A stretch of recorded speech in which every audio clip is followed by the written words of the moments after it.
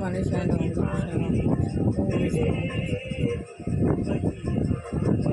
বড় দিকে থেকে জল চেষ্টা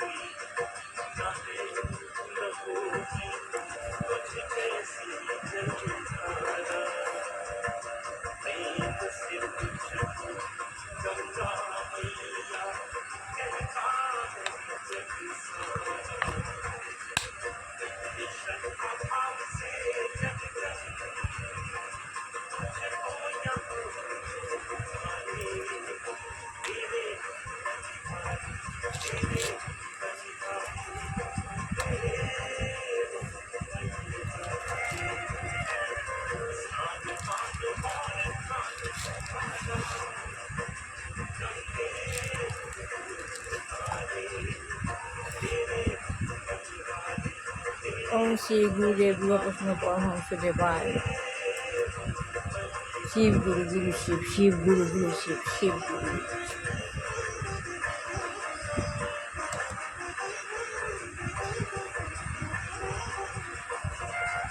माँ सरस्वती नमो माँ सरस्वती नमो माँ सरस्वती ओम श्वेत पद्मसना देवी श्वेत पुस्तक सविता श्वेतामधरा नित्यगंधमृतना श्वेताकृष्ण हस्तचर श्वेतन्येदीना लंकार भूषिता बंदिता श्वेतगंधमृता पूजिता मुनि विसर्गी विस्तुते सरस्वती नारायण सरस्वती देशांति सदा शरणं वरन्ति लोम लक्ष्मी देवाय लक्ष्मी এখানে মা সেখানে মা লক্ষ্মী সাই বাবা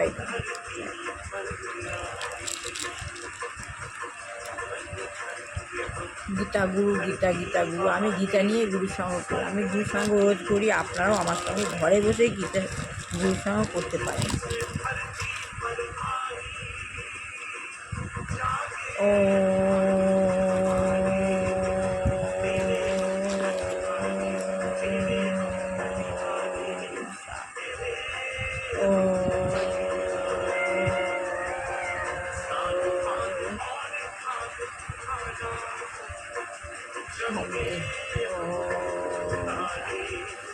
আত্মা শান্ত সন্তুষ্ট দুই মুকুটের মাঝে অবস্থিত সত্য দেবতা ছিলাম তারপরে নিজে নেমেছি করে ডিসচার্জ হয়েছে সংগ্রাম নামে শ্রেষ্ঠ কর্মকর্মের জন্য উপরে উঠছি অ্যান্ড হয়ে ভেগ হয়ে স্নেক হয়ে পাড় হয়ে মাংটি হয়ে উপরে উপরে উঠছি উপরে একটা উঠানো বৃক্ষ আছে তার নিচে বসে আছে শিব বাবা প্রচুর দেখি আমি বাবার সরাসরি গিয়ে দুই মুকুটের মাঝখান থেকে আমার দুই মুকুটের মাঝখানে ভগবানের প্রভাব আমার ভিতরে অগ্নি প্রভাব ভোর করে ঢুকছে আমি আমার শরীর হালকা হয়ে যাচ্ছে আমি শক্তি পাচ্ছি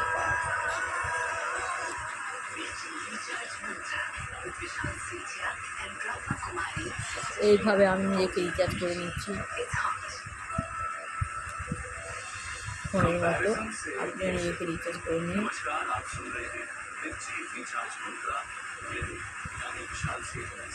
আমি আত্মজ্ঞান লাভের পন্থা বইটা পড়ে চলেছি এটা শেষ না হলে জ্ঞান গীতা পড়বো না এই আত্মজ্ঞান লাভ না হলে কিছুই হয় না আত্মজ্ঞান লাভ করতে মানুষই করতে হয় তবে আমাদের ভবনদী পার আমরা আমাদের ধর্মে ফিরে যে ভালোভাবে ফিরে যেতে পারবো আজকে বলছি গুরু কী গুরু কথাটি শোনা মাত্রই অনেকেরই মানুষ পটে একটি কৌতুক ব্যঞ্জক চিত্ত ভেসে ওঠে গুরু কী মানুষের মনে অনেকটা কৌতুক ব্যঞ্জক চিত্ত ভেসে ওঠে দীর্ঘ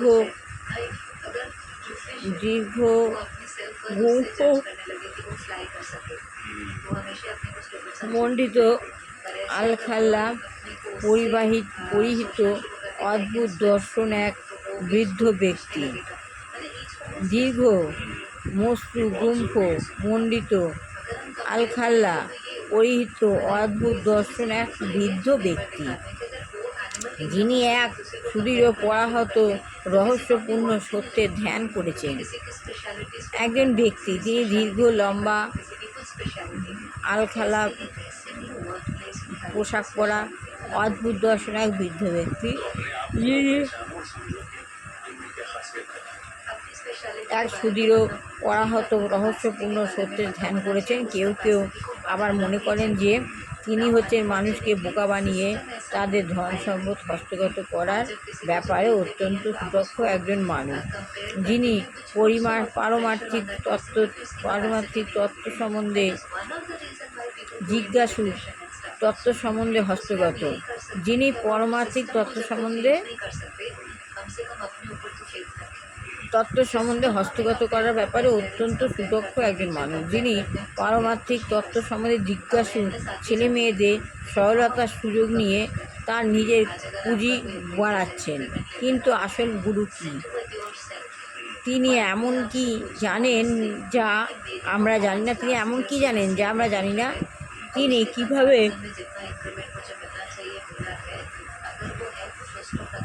কিভাবে আমাদের জ্ঞানের আলোকে প্রদান করেন? আমাদের জ্ঞানের আলোকে তিনি কীভাবে প্রদান করেন? গুরু কী? তার ক্ষেত্রে কী বা আছে? তিনি কী বা জানেন আমাদের থেকে, যিনি আমাদেরকে জ্ঞানের আলোকে প্রদান করবেন? 1973 সালে ইংল্যান্ডে একটি আলোচনায় শ্রীল প্রভুপাদ এই প্রশ্নগুলির উত্তর প্রদান করেছেন। শ্রীল প্রভুপাদ এই প্রশ্নগুলির উত্তর প্রদান করেছিলেন। ওং অজ্ঞাত ত্রিবিনাশস্য জ্ঞানার্জন্য শলাকায় চক্ষুরিতম তস্মৈ শ্রীগুরবে নমঃ। অজ্ঞানের গভীরতম অন্ধকারে আমরা জন্মেছি। আমরা অজ্ঞানের গভীরতর অন্ধকারে জন্ম হয়েছিল এবং আমরা গুরুদেব জ্ঞানের বর্তিকা দ্বারা আমার চক্ষু উন্নীত করেছেন। আমার গুরুদেব আমাদের জ্ঞানের বার্তিকা দ্বারা আমার চক্ষু উন্নীত করেছেন। সেই গুরুদেবকে আমি আমার সশ্রদ্ধ প্রণাম নিবেদন করি। অজ্ঞানকে অন্ধকারের সঙ্গে তুলনা করা হয়। অজ্ঞানকে অন্ধকারের সঙ্গে, যেটা অন্ধকার সেটাই অজ্ঞান, যে অজ্ঞান তার ভেতরটা অন্ধকারেই পরিপূর্ণ, তাহলে অজ্ঞানকে অন্ধকারের সঙ্গে তুলনা করা হয়। এই ঘরের সমস্ত আলোগুলি যদি এখন নিভে যায়, তাহলে আমরা বলতে পারবো না আমরা কোথায় বসে আছি। যদি আলোগুলো নিভে যায়, আমরা বলতে পারবো না আমরা কোথায় বসে আছি, আর অন্যরাই বা কোথায় বসে আছে। তখন সব কিছু বিভ্রান্তিকর হয়ে উঠবে। তেমনি আমরা সকলে এই জড়জগতে অন্ধকারে পতিত হয়েছি। যা হচ্ছে তমসাচ্ছন্ন। আমরা অন্ধকারে পড়ে আছি, যা হচ্ছে তমসাচ্ছন্ন।